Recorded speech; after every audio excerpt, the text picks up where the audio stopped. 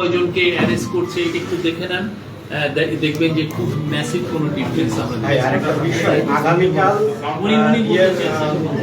আমি একটু যেটা অনুমতি সাপেক্ষে বলছিলাম, আর প্রশ্নের এত প্রতিযোগিতা নাই আর কি। আমি যেটা প্রশ্ন করবো এটা সবাই প্রয়োজন হবে, সেটি হচ্ছে যে বিগত সরকারের আচরণের কারণে জুলাই পরবর্তীতে রাজনৈতিক সরকারের উপরে সাধারণ জনগণের আস্থা কমে। সেই ক্ষেত্রে আগামী নির্বাচন প্রেসিডেন্সিয়াল পদ্ধতিতে নির্বাচন হবে কিনা, এরকম কোনো পরিকল্পনা আছে কিনা, সেই বিষয়ে আপনি একটু বলুন।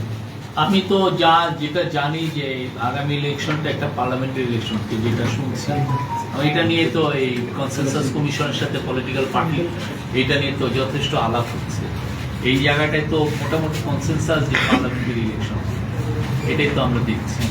কনসেনসাস কমিশন যে ঐক্যর যে কাজগুলো করছে, যে কথাগুলো আমরা আপনার কেউ কি শুনেছেন যে প্রেসিডেন্সিয়াল ইলেকশন হবে এরকম কথা উঠেছে?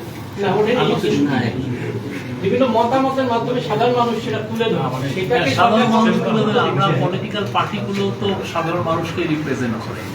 আমরা সাধারণ মানুষের রিপ্রেজেন্টেশন কারা করে?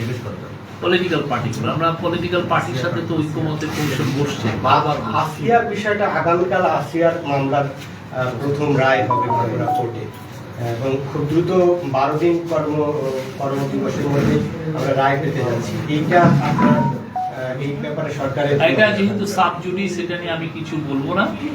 আমরা মনে করি যে এই বিষয়ে ন্যায় বিচার হবে এবং আমরা আপনারা দেখেছেন যে আমরা এই বিষয়ে যথেষ্ট আমরা রেসপন্সিবলি এবং যথেষ্ট ন্যায় বিচারের জন্য যত দ্রুত বিচার কাজটা করা যায় সেই কাজটাই আমরা করেছি এবং এইটা নিয়ে ক্যাবিনেট বসেছে। ক্যাবিনেট এই নিয়ে দ্রুত কিছু আইনের সংস্কার করেছে। তো আমরা মনে করি যে এটার বিষয়ে একটা ন্যায় বিচার হবে। এখন পত্রিকাতে দেখলাম যে অ্যাক্রিডিটেশনের জন্য খুব তাড়াতাড়ি কাজ শুরু হবে, এটা কি খুব তাড়াতাড়ি হবে কিনা এবং কি নাগাদ শেষ হতে পারে বা এই বিষয়টা? আমি এটা নিয়ে কালকে বলেছি, এটা অ্যাক্রিডিটেশন কার্ড আমরা মনে করি যে এটা তাড়াতাড়ি কাজটা শুরু হবে। অলরেডি তো ওই গাইডলাইনটা হয়ে গেছে, এখন একটা কমিটি হয়ে ওই কমিটি কিভাবে যাওয়া যায় সেই কাজটা। আর কারো কোনো বক্তব্য না?